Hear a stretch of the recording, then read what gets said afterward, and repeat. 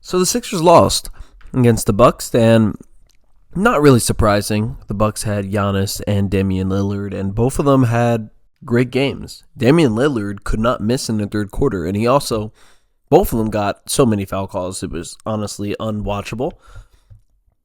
But Tyrese Maxey is the main topic, I want to talk about. And, when you shoot 31 shots and you score 25 points, that is a problem. And that is honestly what caused us to lose.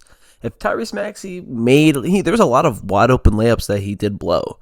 Obviously, he didn't get the foul call and he was kind of crying throughout the whole game. I think he learned that from Embiid.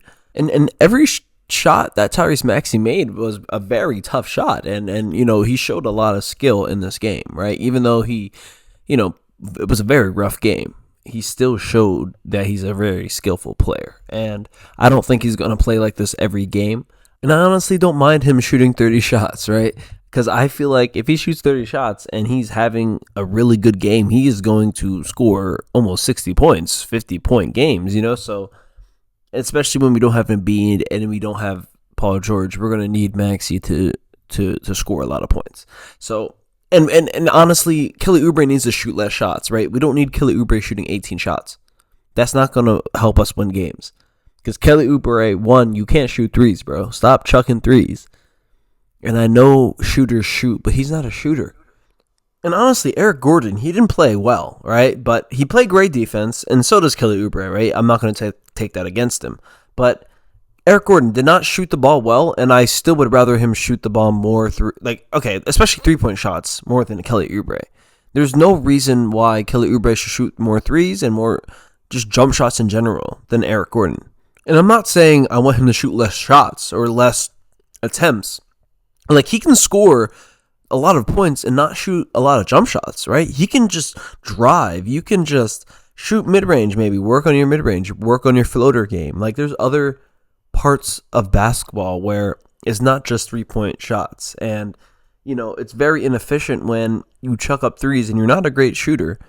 And there's an Eric Gordon that's standing right next to who could shoot the three, or Tyrese Maxey or Caleb Martin. It's just winning basketball is just knowing when to do that, right? And knowing when you're on fire and maybe you can shoot that. So, yeah, that's the one thing with Kelly Oubre. Now, Caleb Martin, I think he played solid offensively. There was a couple times where he just dribbled the ball off his foot. That could be because it's the first game, a little rusty. Also, he's a power forward in this lineup where Yabusele is the center, and this lineup is honestly, especially against the Bucks, it's just a mismatch. You can't have Yabusele as your center against Brook Lopez, and you have Giannis as our power forward, and Giannis is bigger than Yabusele. And then you have Caleb Martin trying to guard a Bobby Portis.